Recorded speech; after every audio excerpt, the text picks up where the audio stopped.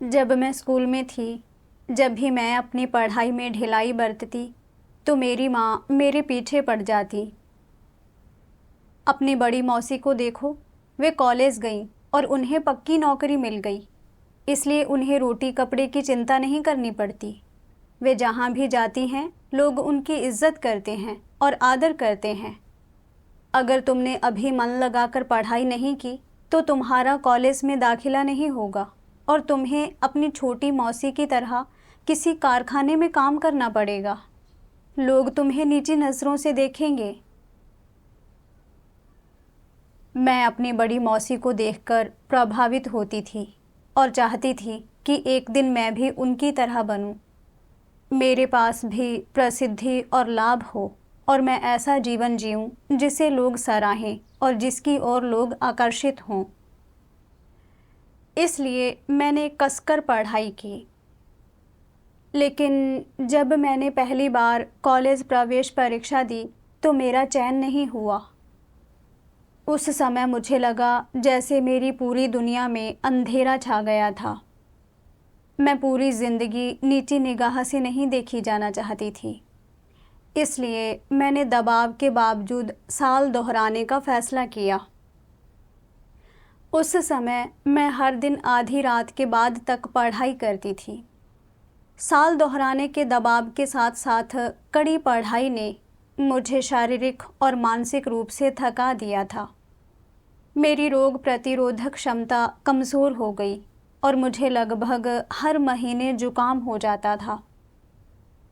लेकिन बीमार होने पर भी मैं छुट्टी मांगने की हिम्मत नहीं करती थी।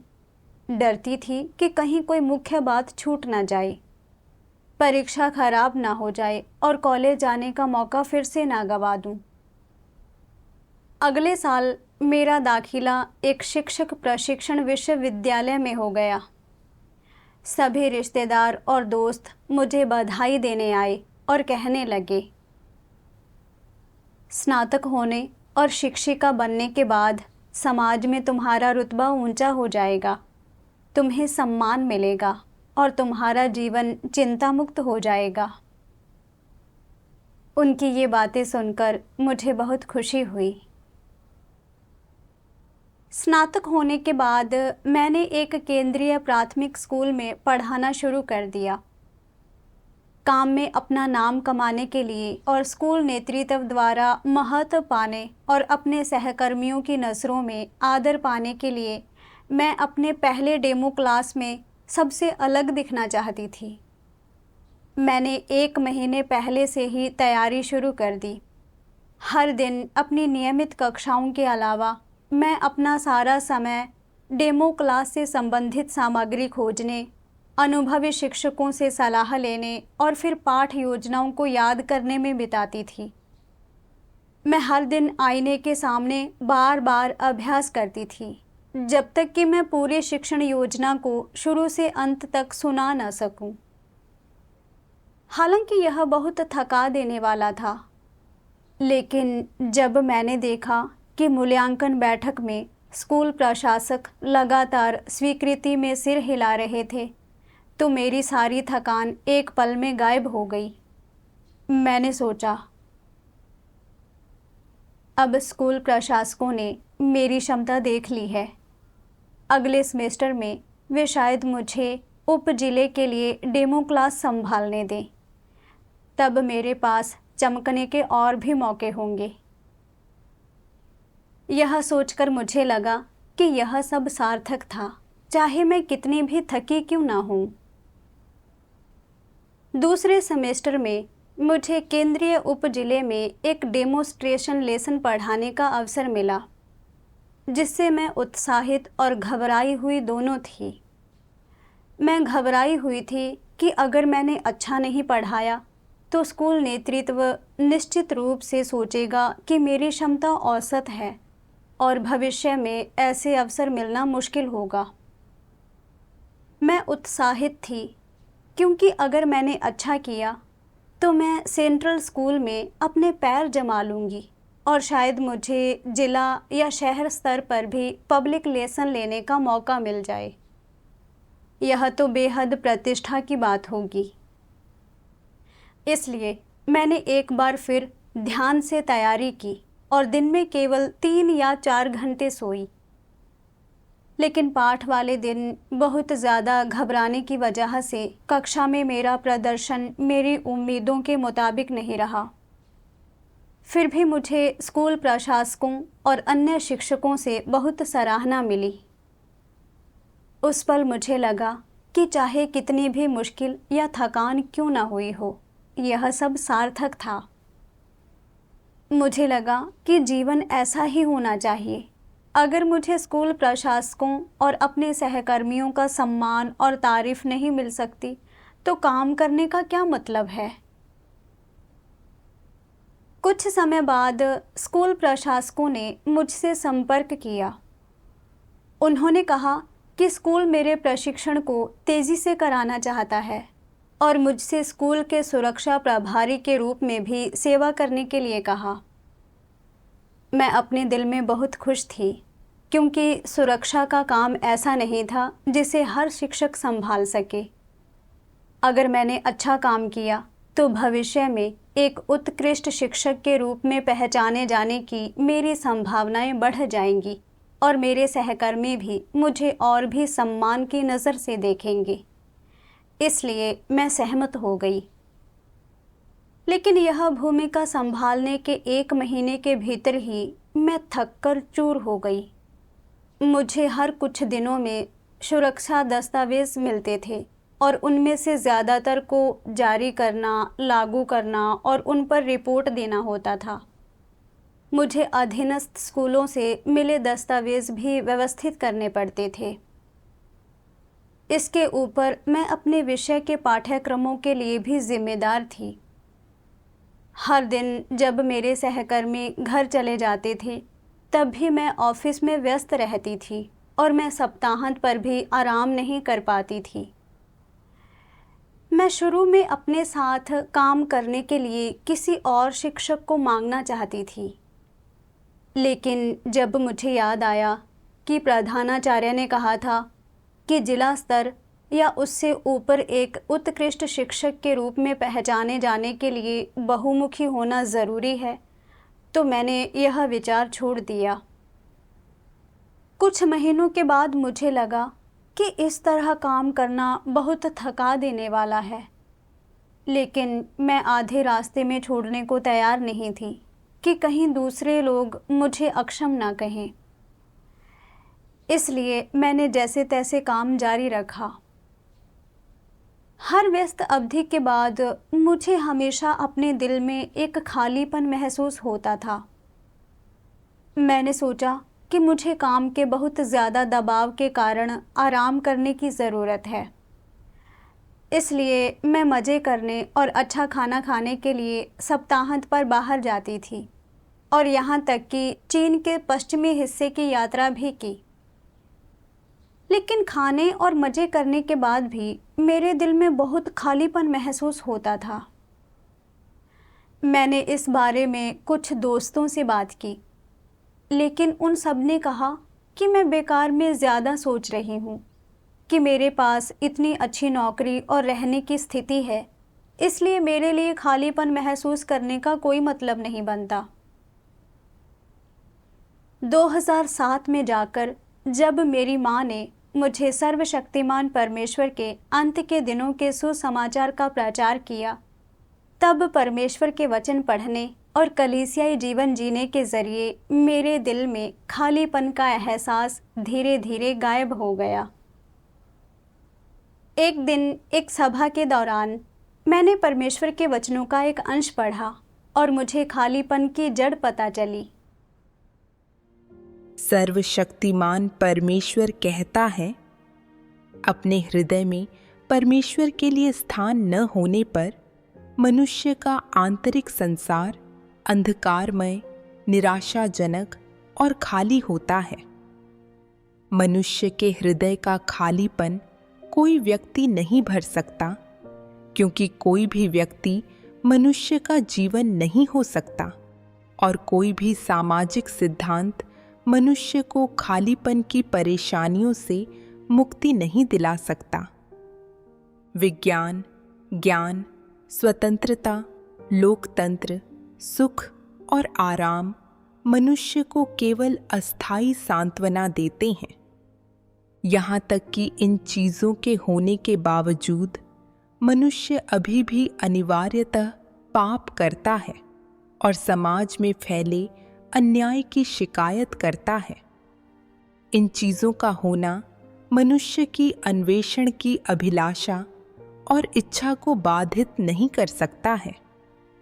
ऐसा इसलिए है क्योंकि मनुष्य को परमेश्वर द्वारा बनाया गया था और मनुष्य के व्यर्थ के त्याग और अन्वेषण उसके लिए और अधिक कष्ट ही लाते हैं। वे मनुष्य को एक निरंतर व्याकुलता की स्थिति में रख सकते हैं और वह यह नहीं जानता कि मानव जाति के भविष्य या आगे आने वाले मार्ग का सामना किस प्रकार किया जाए, इस हद तक कि मनुष्य ज्ञान विज्ञान से भी डरने लगता है और खालीपन के एहसास से तो और भी घबराने लगता है। मुझे एहसास हुआ कि मैं खाली महसूस करती थी क्योंकि मैं परमेश्वर को नहीं जानती थी या उसकी आराधना नहीं करती थी और मेरे दिल में परमेश्वर के लिए कोई जगह नहीं थी। बचपन से ही मुझे नास्तिक शिक्षा मिली थी। यह नहीं जानती थी कि मानव जाति परमेश्वर द्वारा रची गई थी। यह समझना तो दूर की बात है कि लोगों को परमेश्वर पर विश्वास करना चाहिए और उसकी आराधना करनी चाहिए। मेरा मानना था कि अच्छी नौकरी होना और दूसरों से उच्च सम्मान और प्रशंसा पाना ही खुशी है और इसके लिए मैंने जी तोड़ मेहनत की। बाद में मैंने स्कूल प्रशासकों की सराहना और अपने सहकर्मियों का बहुत सम्मान पाया, लेकिन इन चीज़ों से मुझे केवल अस्थायी आनंद मिला।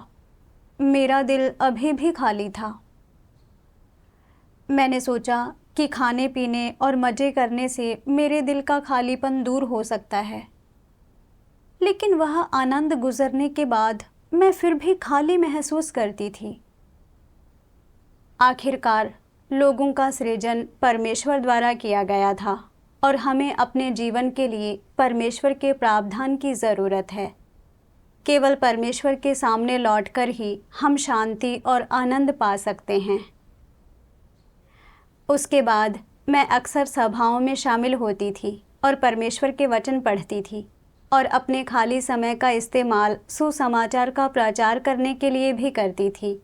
मेरे दिल को बहुत शांति महसूस होती थी। लेकिन एक दिन जब गिरफ्तारी का खतरा मुझ पर आया तो मेरा शांतिपूर्ण जीवन बिखर गया।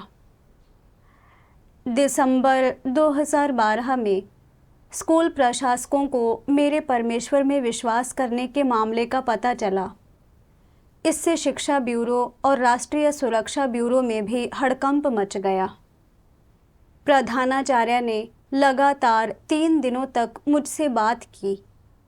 नास्तिकता और भौतिकवाद का इस्तेमाल करके मुझे अपनी आस्था छोड़ने के लिए मनाने की कोशिश की।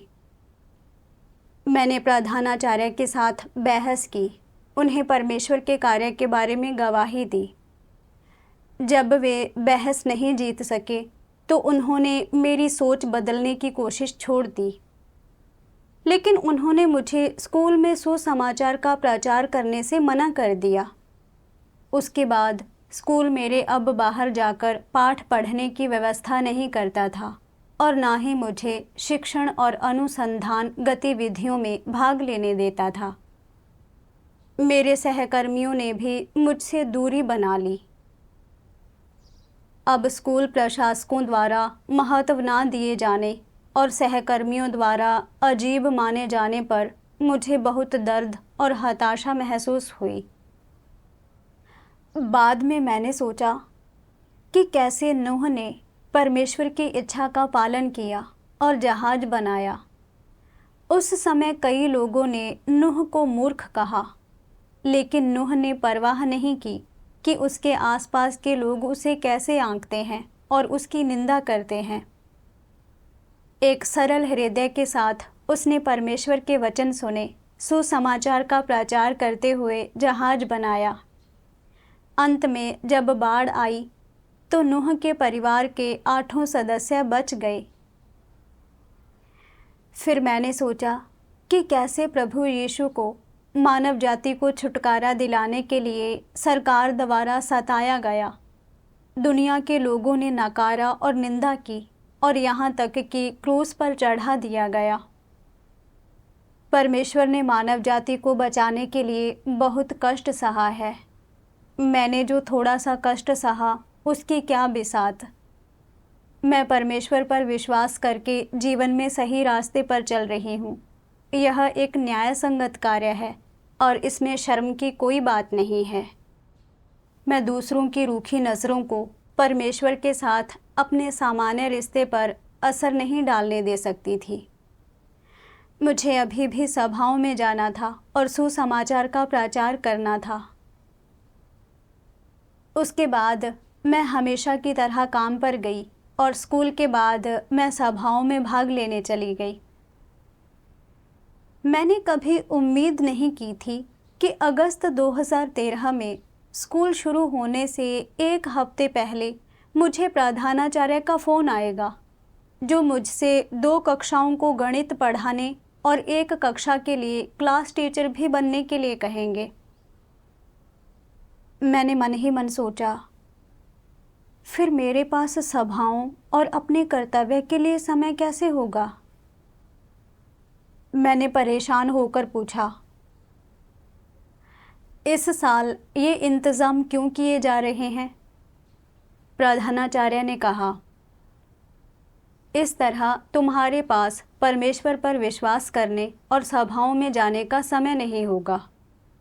उन्होंने मुझे धमकी भी दी, अगर तुम सेंट्रल स्कूल में काम करने के लिए तैयार नहीं हो तो मैं तुम्हें अधीनस्थ स्कूल में भेजने का इंतज़ाम कर दूंगा। मैंने मन ही मन सोचा, अधीनस्थ स्कूलों की तुलना में सेंट्रल स्कूल के शिक्षक गतिविधियों में अक्सर हिस्सा लेते हैं, इसलिए उनके पास चमकने के ज़्यादा मौके होते हैं। अगर मैं अधीनस्थ स्कूल में जाती हूँ तो मुझे यह सम्मान नहीं मिलेगा और सेंट्रल स्कूल के शिक्षकों को देखकर मुझे उनसे कमतर महसूस होगा। इसके अलावा अधीनस्थ स्कूलों के शिक्षक मेरे बारे में क्या सोचेंगे?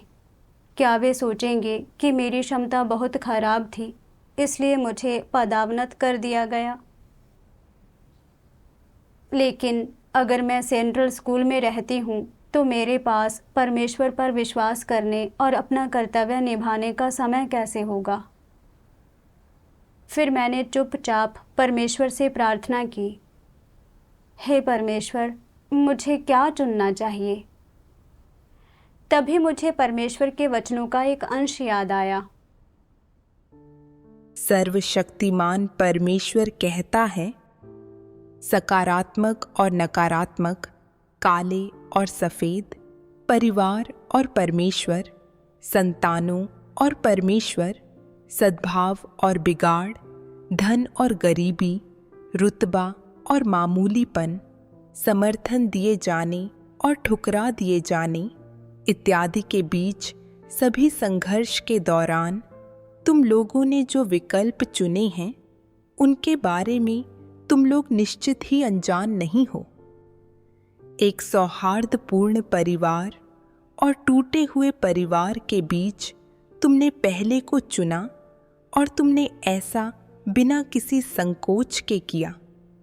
धन संपत्ति और कर्तव्य के बीच तुमने फिर से पहले को चुना, यहाँ तक कि तुम्हें किनारे पर वापस लौटने की इच्छा भी नहीं रही। विलासिता और निर्धनता के बीच तुमने पहले को चुना। अपने बच्चों, पत्नियों और पतियों या मेरे बीच तुमने पहले को चुना और धारणाओं और सत्य के बीच तुमने अब भी पहले को चुना।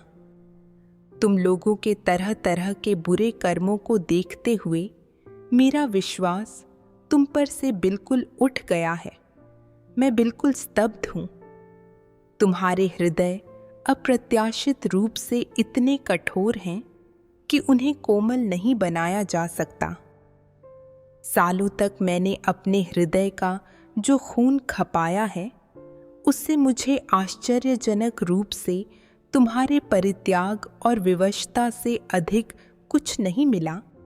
लेकिन तुम लोगों के प्रति मेरी आशाएं हर गुजरते दिन के साथ बढ़ती ही जाती हैं, क्योंकि मेरा दिन सबके सामने पूरी तरह से खुला हुआ है। फिर भी अब तुम लोग अंधेरी और बुरी चीज़ों का पीछा कर रहे हो और उनसे अपनी पकड़ ढीली करने से इनकार करते हो। तो फिर तुम्हारा परिणाम क्या होगा? अंत के दिनों में परमेश्वर मुख्य रूप से लोगों को शुद्ध करने और बचाने के लिए वचन व्यक्त करता है।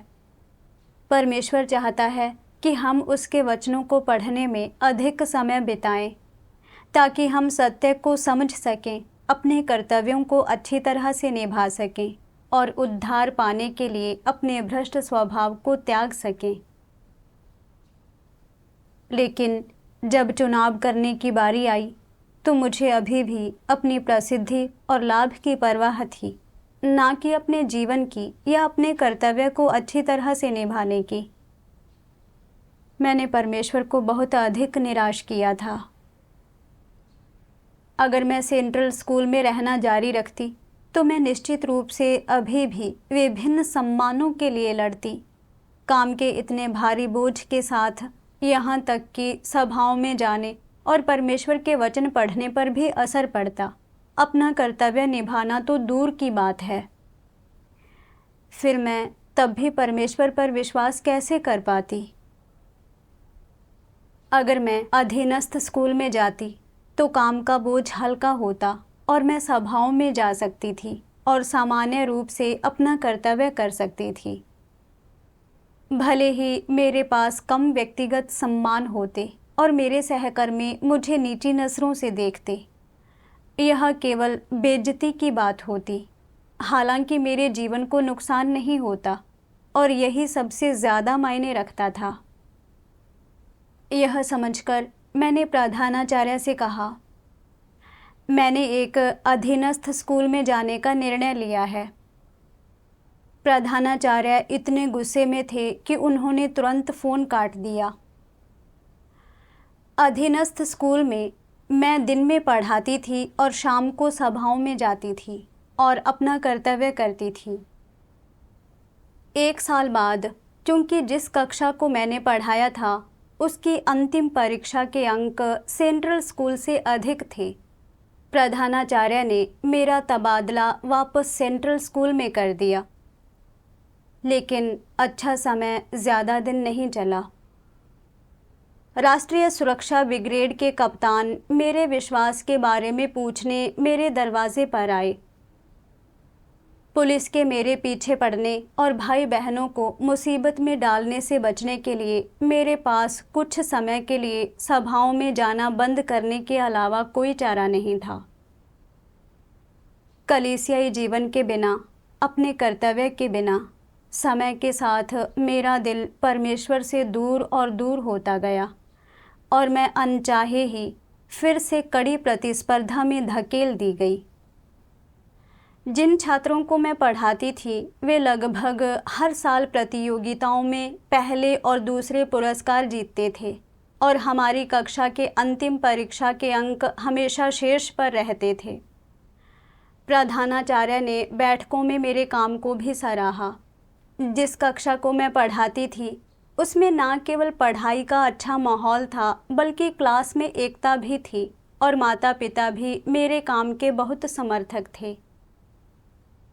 सेंट्रल स्कूल लौटने के बाद के 2 सालों में हालांकि मुझे पहले से ज़्यादा फूल और तालियां मिली, मेरा दिल अक्सर भारी और घुटन भरा महसूस करता था। मैं जानती थी कि ऐसा इसलिए था क्योंकि काम मेरा बहुत अधिक समय और ऊर्जा ले लेता था। इसलिए मेरे पास परमेश्वर के वचन पढ़ने के लिए बहुत कम समय होता था और मेरा दिल परमेश्वर से दूर था। उस समय मैंने कई भाई बहनों को देखा जिन्होंने अपनी नौकरी छोड़ दी थी और अपने परिवार छोड़ दिए थे ताकि वे पूरे मन से अपना कर्तव्य कर सकें। मैं उनसे बहुत प्रभावित होती थी और मैं भी अपनी नौकरी छोड़ना चाहती थी और अपने पूरे दिल और दिमाग से अपना कर्तव्य करना चाहती थी। लेकिन जैसे ही मैं अपना इस्तीफ़ा लिखने वाली थी, मुझे अपने छात्रों के माता-पिता से कई संदेश मिले, जिनको उम्मीद थी कि मैं उनके बच्चों को पढ़ाना जारी रखूंगी। ये देखकर मेरा दिल फिर डगमगा गया। अगर मैं चली गई तो क्या मेरे छात्र और उनके माता-पिता निराश नहीं होंगे? स्कूल प्रशासक और मेरे सहकर्मी मेरे बारे में क्या सोचेंगे?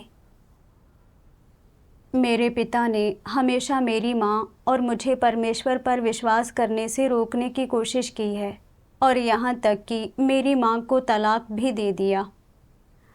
अगर उन्हें पता चला कि मैं अपना कर्तव्य पूर्णकालिक रूप से करने के लिए अपनी नौकरी छोड़ रही हूँ, तो वे निश्चित रूप से मुझे रोकने की कोशिश करेंगे और मुझे घर भी छोड़ना पड़ सकता है।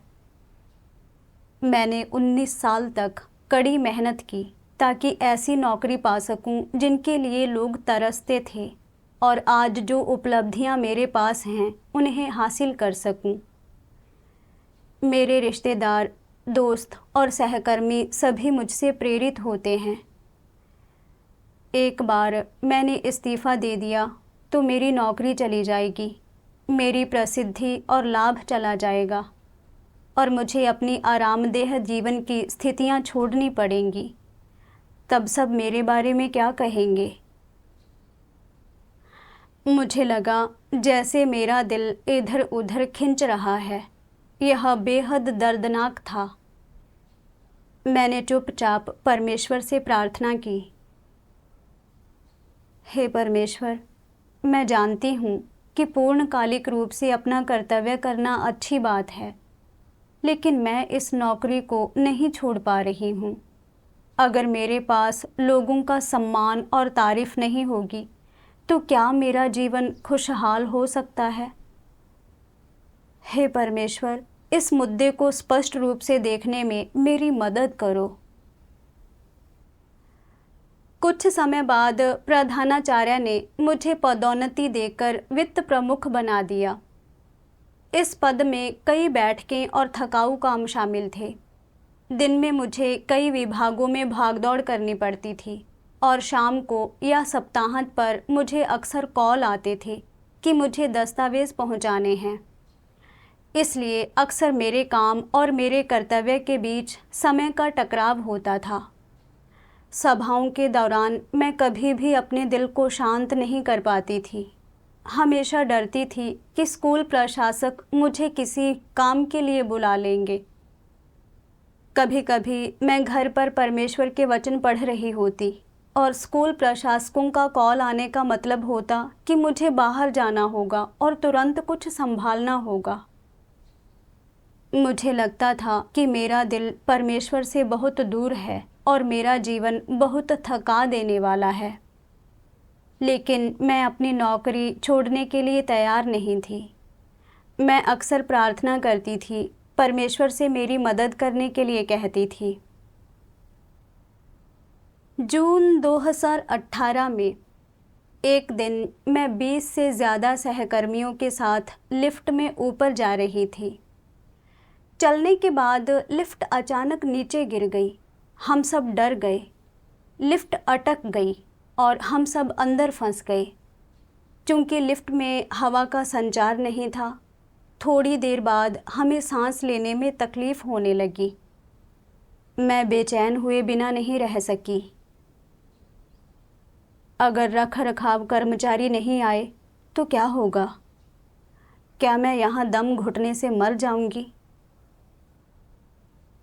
उस पल मेरी शिक्षण नौकरी जो शान और पैसा मेरे लिए लाई थी, वह अब महत्वपूर्ण नहीं था।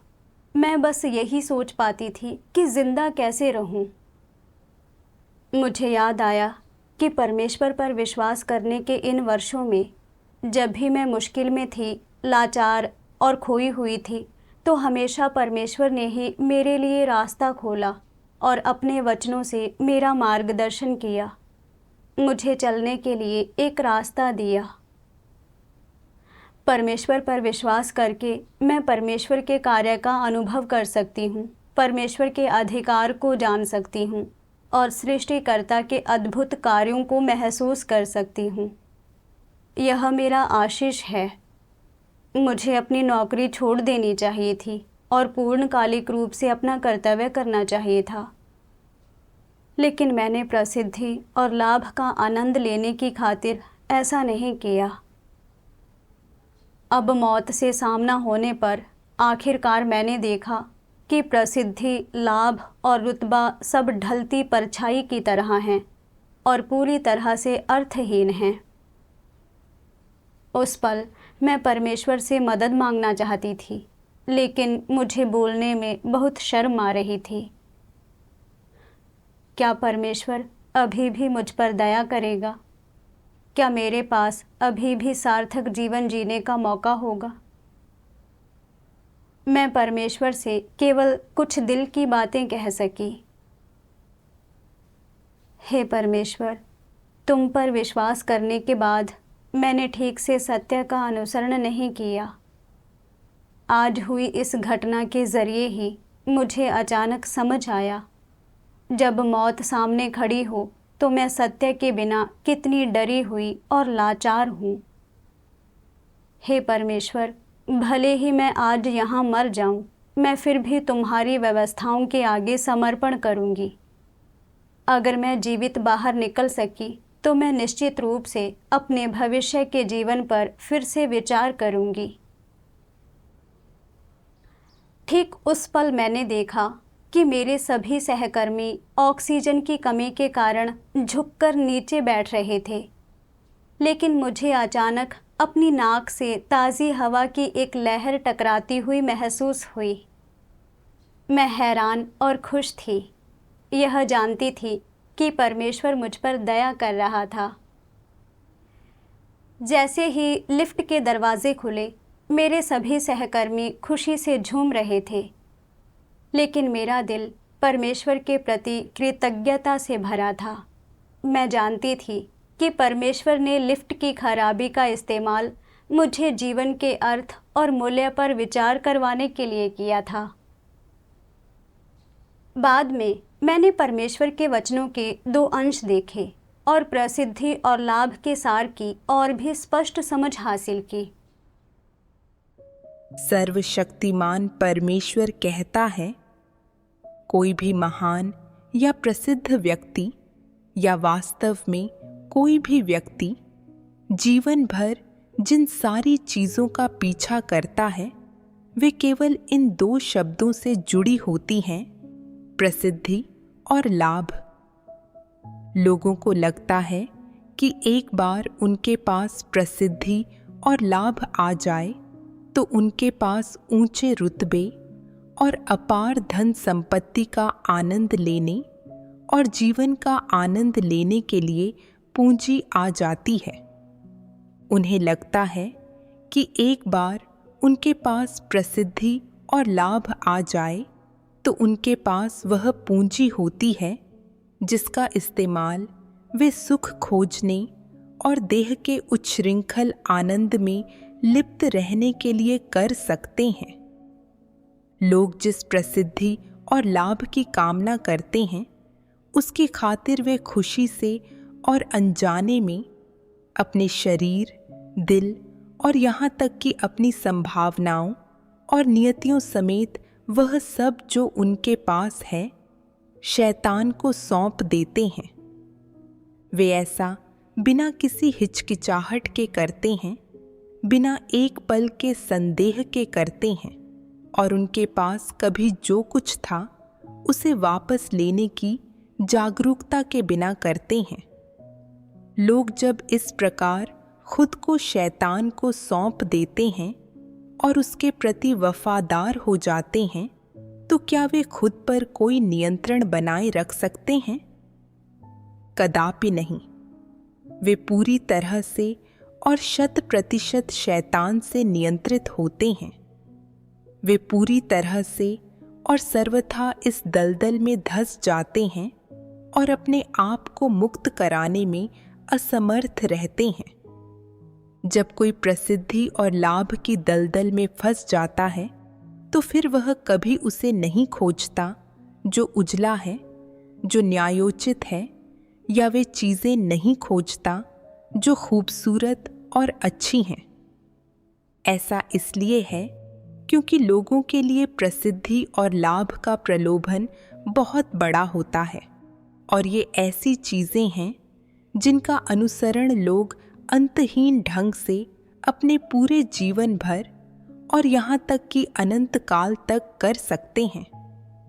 क्या यह असली स्थिति नहीं है? अब आओ समीक्षा करते हैं मनुष्य को मजबूती से अपने नियंत्रण में रखने के लिए शैतान किस चीज़ का उपयोग करता है। शैतान लोगों के विचारों को नियंत्रित करने के लिए प्रसिद्धि और लाभ का इस्तेमाल करता है। उनसे और कुछ नहीं, बस इन दो ही चीज़ों के बारे में सोच विचार करवाता है और उनसे प्रसिद्धि और लाभ के लिए संघर्ष करवाता है, प्रसिद्धि और लाभ के लिए कष्ट उठवाता है, प्रसिद्धि और लाभ के लिए अपमान सहन करवाता है और भारी बोझ उठवाता है, प्रसिद्धि और लाभ के लिए अपना सर्वस्व बलिदान करवाता है और उनसे प्रसिद्धि और लाभ की खातिर हर फैसला या निर्णय करवाता है। इस तरीके से शैतान लोगों पर अदृश्य बेड़ियां डाल देता है और इन बेड़ियों के रहते उनमें उन्हें तोड़ देने की न तो क्षमता होती है न ही साहस होता है। अनजाने में वे बड़ी ही कठिनाई से कदम दर कदम आगे घिसटते हुए ये बेड़ियां ढोते रहते हैं। शायद आज भी तुम शैतान की धूर्त मंशाओं की असलियत नहीं देख पाते हो, क्योंकि तुम्हें लगता है कि प्रसिद्धि और लाभ के बिना जीवन का कोई अर्थ नहीं होगा और लोग अब आगे का मार्ग नहीं देख पाएंगे, अपने लक्ष्य नहीं देख पाएंगे और उनका भविष्य अंधकारमय, धुंधला और प्रकाश रहित हो जाएगा। परमेश्वर के वचनों के प्रकाशन से मैंने देखा कि प्रसिद्धि और लाभ खुशी नहीं ला सकते। इसके विपरीत वे ऐसे औजार हैं जिनका इस्तेमाल शैतान लोगों को भ्रष्ट करने, बांधने और नियंत्रित करने के लिए करता है। शैतान हमारे अंदर गलत विचार डालता है, जिससे हम गलती से यह मानने लगते हैं कि प्रसिद्धि और लाभ होने से हमारे पास सब कुछ है, कि ना केवल हम उच्च गुणवत्ता वाले जीवन का आनंद ले सकते हैं, बल्कि दूसरे हमारा बहुत सम्मान भी करेंगे। यह हमें महसूस कराता है कि ऐसा जीवन मूल्यवान है और इस तरह जीने से खुशी मिलती है। नतीजतन पूरा समाज प्रसिद्धि और लाभ के लिए प्रयास करता है, लेकिन हम प्रसिद्धि और लाभ के पीछे छिपे शैतान के नापाक इरादों को नहीं जानते। प्रसिद्धि और लाभ के अनुसरण में हमें बहुत समय और ऊर्जा खर्च करने पड़ते हैं। खुले और छिपे संघर्षों में शामिल होना पड़ता है, कई हथकंडे अपनाने पड़ते हैं और ना केवल अपने स्वास्थ्य का बलिदान देना पड़ता है, बल्कि अपने ज़मीर, गरिमा और सत्यनिष्ठा को भी त्यागना पड़ता है। प्रसिद्धि और लाभ प्राप्त करने के बाद हम एक पल की संतुष्टि का आनंद ज़रूर लेते हैं, लेकिन यह केवल क्षणिक होता है। जो बचता है वह ज़्यादातर खालीपन, दर्द और अंतहीन कड़वाहट होती है। जब परमेश्वर हमें बचाने के लिए आते हैं और हमसे सत्य का अनुसरण करने और जीवन के सही रास्ते पर चलने की अपेक्षा करते हैं, तो हम प्रसिद्धि, लाभ और दंभ के प्रति अपने लगाव के कारण सत्य को अस्वीकार कर देते हैं, परमेश्वर के उद्धार का अवसर गंवा देते हैं और अंततः शैतान के साथ नाश हो जाते हैं। हमसे प्रसिद्धि और लाभ का अनुसरण करवाने का शैतान का यही नापाक इरादा है। बचपन से ही मेरे माता पिता ने मुझे मेरी दो मौसियों की अलग अलग परिस्थितियों के बारे में बताया था। मेरे अंदर ऐसे विचार भरे, जैसे एक व्यक्ति जहाँ रहता है वहाँ अपना नाम छोड़ता है, जैसे कि एक हंस जहाँ कहीं उड़ता है आवाज़ करता जाता है, और जैसे पेड़ को उसकी छाल की ज़रूरत है वैसे ही लोगों को आत्मसम्मान की ज़रूरत है। मैं यह मानने लगी कि केवल विश्वविद्यालय में दाखिला लेने और एक स्थिर नौकरी पाने से, जिससे लोग मुझे सम्मान की नज़र से देखें, मेरा जीवन खुशहाल होगा। इसके लिए मैंने कड़ी पढ़ाई की। पहली बार जब मैं कॉलेज प्रवेश परीक्षा में असफल हुई तो मुझे लगा जैसे मेरी दुनिया ढह गई है।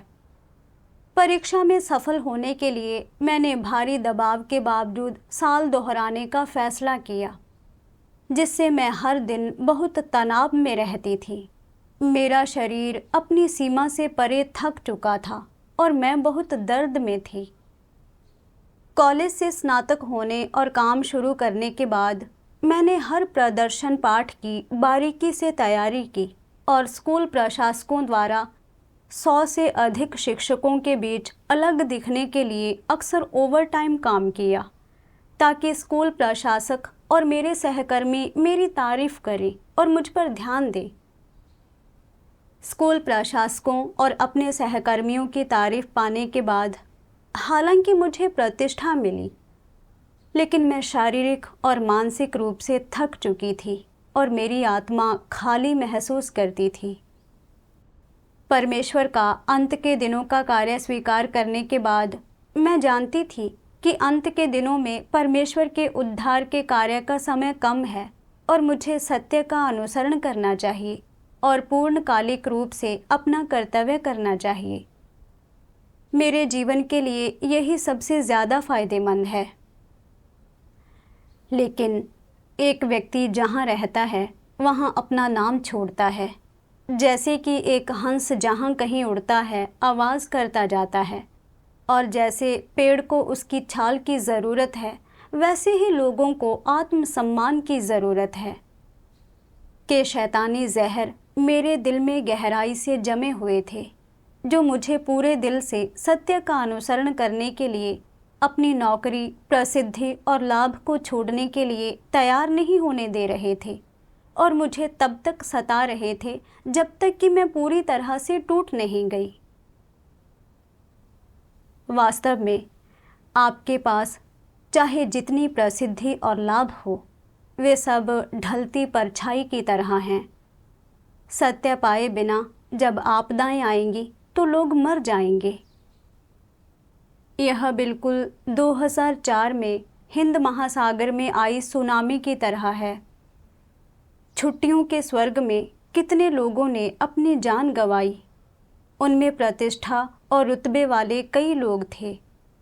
जब आपदा आई तो पैसा, प्रसिद्धि और लाभ उन्हें नहीं बचा सके।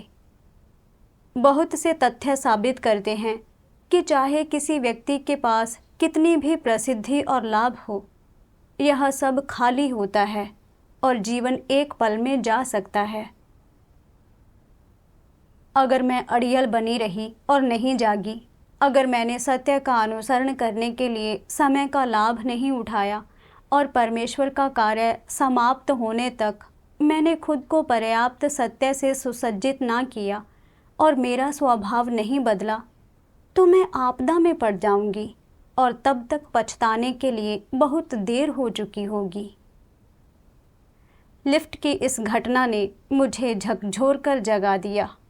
जब आपदा आती है तो परमेश्वर के अलावा कोई मुझे नहीं बचा सकता। यह घटना परमेश्वर द्वारा मेरी जान लेने की कोशिश नहीं थी, बल्कि मुझे जीवन पर विचार करने और उस नुकसान को स्पष्ट रूप से देखने के लिए प्रेरित करना था जो प्रसिद्धि और लाभ ने मुझे पहुंचाया था, ताकि मैं समय रहते जाग सकूं और जीवन में सही रास्ते पर चल सकूं। बाद में राष्ट्रीय सुरक्षा ब्रिगेड के कप्तान ने मेरे ठिकाने की जांच करने के लिए फिर से फ़ोन किया और यह भी कहा कि मेरा पुलिस रिकॉर्ड है। इसलिए जब भी मैं दूर यात्रा करूं तो मुझे उन्हें रिपोर्ट करना होगा। अगर उन्हें पता चला कि मैं अभी भी परमेश्वर पर विश्वास करती हूं तो वे मुझे गिरफ्तार कर लेंगे। मैं विशेष रूप से आक्रोशित थी और मैंने यह भी देखा कि जब तक मैं सीसीपी के सिस्टम के भीतर काम कर रही हूं, मैं उनसे कसकर बंधी रहूंगी और अपना कर्तव्य बिल्कुल नहीं कर पाऊंगी। इसने मेरे नौकरी त्यागने के संकल्प को और मजबूत कर दिया। गर्मियों की छुट्टियों के दौरान मैंने अपने भाई बहनों के साथ अपना कर्तव्य निभाया। काम में उलझे बिना मेरा दिल बहुत शांत था और मैंने सामान्य रूप से परमेश्वर के वचन पढ़े और सभाओं में भाग लिया।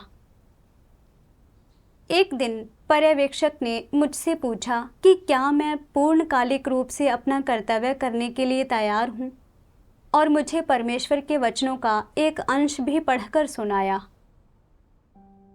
सर्वशक्तिमान परमेश्वर कहता है, तुम लोग परमेश्वर का अनुसरण कर रहे हो और पाप के स्थानों से और दुष्ट लोगों के समूहों से दूर रह रहे हो, तो कम से कम तुम्हारे विचार और दिल शैतान की भ्रष्टता और रौंदने का शिकार होना जारी नहीं रहेंगे। तुम एक शुद्ध भूमि पर आए हो, परमेश्वर के समक्ष आए हो। क्या यह एक बहुत बड़ा आशीष नहीं है? पीढ़ी दर पीढ़ी वर्तमान समय तक पुनर्जन्म लेने में लोगों को ऐसे कितने मौके मिल चुके हैं। क्या यह मौका केवल उन लोगों को नहीं मिला है जो अंत के दिनों में पैदा हुए हैं? यह कितनी अच्छी बात है। यह नुकसान की बात नहीं है, यह सबसे बड़ा आशीष है। तुम इसे लेकर मन ही मन मुस्कुरा सकते हो।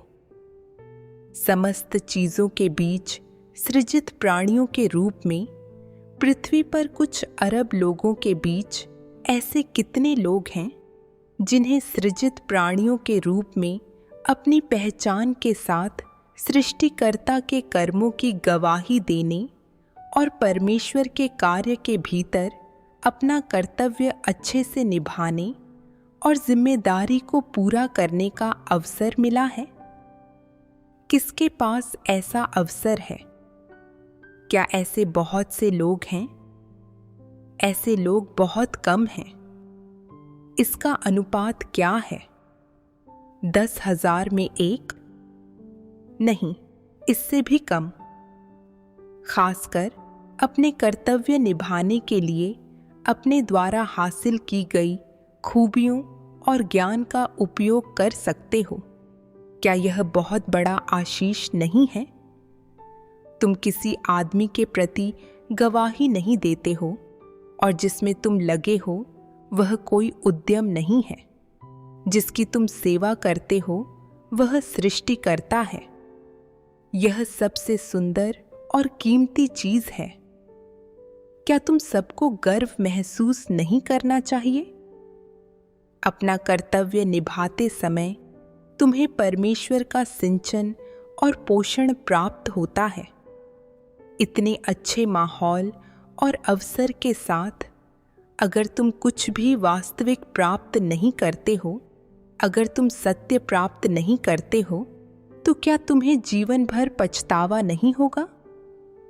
इसलिए तुम्हें अपने कर्तव्य निभाने के अवसर का लाभ उठाना चाहिए और इसे हाथ से जाने नहीं देना चाहिए। अपना कर्तव्य निभाते हुए ईमानदारी से सत्य का अनुसरण करो और उसे प्राप्त करो। यह सबसे मूल्यवान चीज है और सबसे सार्थक जीवन है। सारे सृजित प्राणियों में ऐसा कोई व्यक्ति या लोगों का समूह नहीं है जो तुम सब लोगों से अधिक धन्य हो। अविश्वासी किस चीज के लिए जीते हैं? वे पुनर्जन्म लेने के लिए और दुनिया की चहल पहल के लिए जीते हैं। तुम सभी किस चीज के लिए जीते हो? तुम सभी एक सृजित प्राणी का कर्तव्य निभाने के लिए जीते हो। ऐसे जीवन का मूल्य कितना अधिक है। जब मैंने परमेश्वर के वचनों पर विचार किया तो मैं समझ गई कि अगर हम मूल्य और अर्थ वाला जीवन जीना चाहते हैं तो हमें सत्य का अनुसरण करना होगा, अपना कर्तव्य करना होगा और सत्य को ज़्यादा समझने के लिए परमेश्वर के वचनों को ज़्यादा पढ़ना होगा। केवल इसी तरह हम शैतान के पाखंड, भ्रांतियों और विभिन्न चालों का भेद पहचान सकते हैं और प्रकाश में जीने के लिए शैतान के बंधन और नियंत्रण से मुक्त हो सकते हैं। मेरे साथ भी ऐसा ही है। ना केवल मेरे अंदर प्रसिद्धि और रुतबे की प्रबल इच्छा थी, बल्कि मेरे अंदर स्वार्थ, हठ और अहंकार जैसे कई भ्रष्ट स्वभाव भी थे। अगर मैंने ईमानदारी से परमेश्वर के वचन नहीं पढ़े और उसके वचनों के न्याय और ताड़ना का अनुभव नहीं किया, तो ये भ्रष्ट स्वभाव हल नहीं हो सकते थे और मैं अभी भी दर्द और अंधेरे में जी रही होती। अपनी नौकरी छोड़ने से मुझे अपना कर्तव्य करने, अपनी भ्रष्टता को हल करने के लिए सत्य का अनुसरण करने और परमेश्वर के सामने जीने के लिए ज़्यादा समय मिलेगा। ऐसा जीवन सबसे खुशहाल होगा, जैसा कि परमेश्वर कहता है, तुम लोग परमेश्वर का अनुसरण कर रहे हो और पाप के स्थानों से और दुष्ट लोगों के समूहों से दूर रह रहे हो, तो कम से कम तुम्हारे विचार और दिल शैतान की भ्रष्टता और रौंदने का शिकार होना जारी नहीं रहेंगे। तुम एक शुद्ध भूमि पर आए हो, परमेश्वर के समक्ष आए हो। क्या यह एक बहुत बड़ा आशीष नहीं है? फिर मैंने पतरस के बारे में सोचा। उसने प्रभु यीशु का अनुसरण करने के लिए सब कुछ त्याग दिया और अपने जीवन भर सत्य और परमेश्वर के प्रति समर्पण का अनुसरण किया। सैकड़ों परीक्षणों का अनुभव करने के बाद अंततः उसे पूर्ण बनाया गया। ऐसा जीवन सबसे सार्थक और मूल्यवान होता है। यह समझ आने पर मुझे आस्था मिली और मैंने अपना कर्तव्य करने के लिए घर छोड़ने की तैयारी शुरू कर दी। जैसे ही मैं अपना इस्तीफ़ा लिखने की तैयारी कर रही थी, मुझे शहर के शिक्षा ब्यूरो से एक वरिष्ठ पेशेवर भूमिका के लिए नियुक्ति का प्रमाण पत्र मिला। इस प्रमाण पत्र के साथ मैं एक वरिष्ठ शिक्षक के पारिश्रमिक और लाभों का आनंद ले सकती थी। न केवल मुझे काम पर सम्मान मिलता, बल्कि मेरे वार्षिक वेतन में भी 10,000 युआन से ज़्यादा की बढ़ोतरी हो जाती। कुछ ही समय बाद स्कूल के शिक्षण निदेशक ने मुझसे जिला स्तर पर उत्कृष्ट शिक्षा पुरस्कार के लिए एक फॉर्म भरने के लिए कहा। मुझे इस पर विश्वास ही नहीं हो रहा था। स्कूल के 100 से ज़्यादा शिक्षकों में से प्रति वर्ष केवल 2 ही स्थान होते थे। यह एक ऐसा सम्मान था जिसका सपना सभी शिक्षक देखते थे। अगर मैं इस्तीफ़ा नहीं देती तो मैं कुछ दिनों में शिक्षक दिवस पर सम्मान पाने के लिए जिला सरकार के सभागार में जा सकती थी। मेरा नाम शहर के शिक्षा समाचार पत्र में प्रकाशित होता और मुझे स्कूल से बोनस भी मिलता। इन 2 सम्मानों के हाथ में होने से अगला सेमेस्टर निश्चित रूप से मेरे लिए प्रतिष्ठा लाता और कौन जाने मेरे कितने और सहकर्मी मुझसे प्रेरित होते। लेकिन मुझे जल्द ही एहसास हुआ कि यह शैतान का प्रलोभन था। मुझे परमेश्वर के वचन याद आए,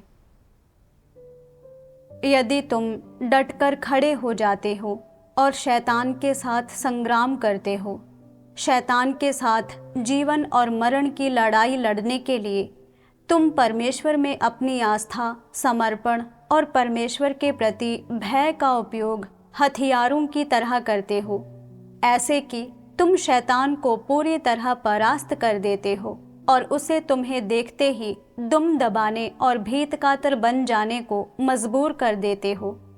केवल तभी वह तुम्हारे विरुद्ध अपने आक्रमणों और आरोपों को पूरी तरह छोड़ देगा और उस मुकाम पर तुम बचाए जाओगे और स्वतंत्र हो जाओगे।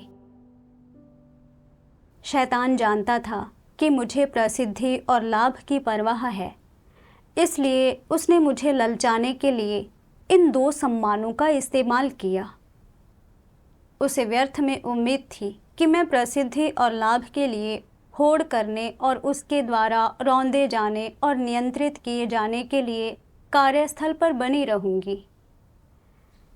शैतान ने हमेशा मेरे दिल को बांधने और मुझे सत्य का अनुसरण करने से रोकने के लिए प्रसिद्धि और लाभ का इस्तेमाल किया था।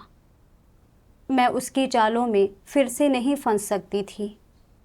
सबसे ज़रूरी बात, मैं लोगों को बचाने के परमेश्वर के इस 1000 साल में एक बार मिलने वाले अवसर को गंवाना नहीं चाहती थी।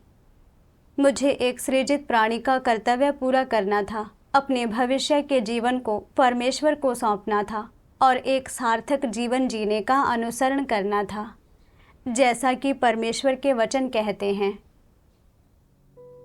यदि तुम्हारे पास ऊंचा रुतबा है, अत्यधिक प्रतिष्ठा है, प्रचुर ज्ञान है, असंख्य संपत्तियां हैं और बहुत से लोगों का सहारा है, लेकिन तुम इन बातों से अप्रभावित रहते हो और परमेश्वर की पुकार और आदेश को स्वीकार करने और परमेश्वर तुमसे जो कुछ कहता है वह करने के लिए अभी भी उसके सम्मुख आते हो, तो फिर तुम जो कुछ भी करोगे वह सब पृथ्वी पर सर्वाधिक सार्थक ध्येय होगा और मनुष्य का सर्वाधिक न्यायसंगत उपक्रम होगा।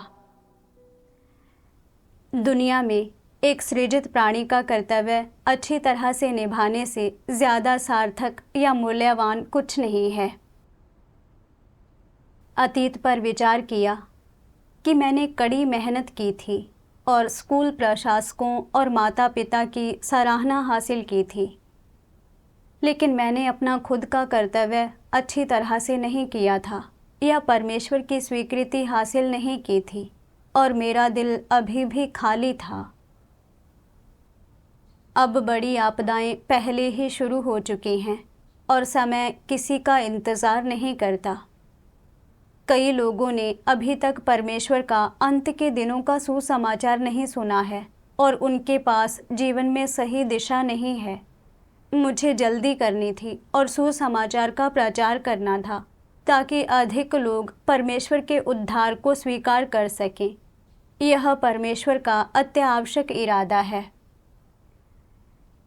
यह समझते हुए मैंने प्रधानाचार्य को अपना इस्तीफा सौंप दिया।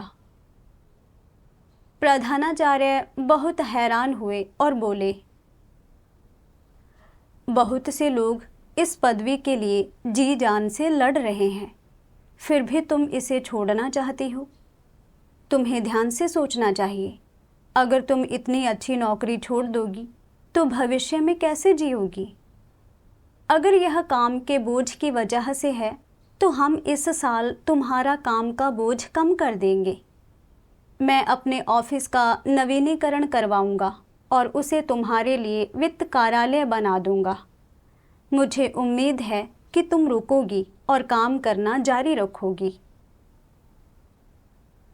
प्रधानाचार्य की बातें सुनकर मैं अब और नहीं हिचकिचाई और मैंने दृढ़ता से जाने का फैसला किया।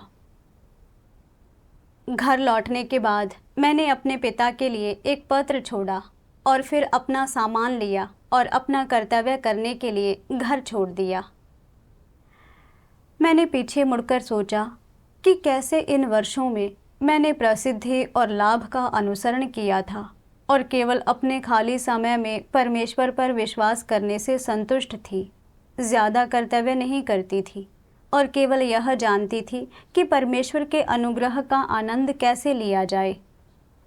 मुझे अपने भ्रष्ट स्वभावों, अपने गलत दृष्टिकोणों और विभिन्न शैतानी जहरों के भेद की कोई पहचान नहीं थी और मेरा जीवन स्वभाव बिल्कुल नहीं बदला था। अब मैं कलीसिया में अपना कर्तव्य कर रही हूँ और अक्सर परमेश्वर के वचनों को पढ़ने से मुझे कई सत्य समझने को मिले हैं। आमतौर पर जब मैं कोई भ्रष्ट स्वभाव प्रकट करती हूँ तो भाई बहन इसे देखते ही इंगित कर देते हैं और वे मेरे साथ संगति करते हैं और परमेश्वर के वचनों का उपयोग करके मेरी मदद करते हैं। मैंने अपने बारे में कुछ ज्ञान हासिल किया है और मेरे जीवन ने भी कुछ प्रगति की है। मैं अपने दिल की गहराई से महसूस करती हूँ कि परमेश्वर का अनुसरण करना इस जीवन में मेरा सबसे अच्छा चुनाव है। परमेश्वर का धन्यवाद।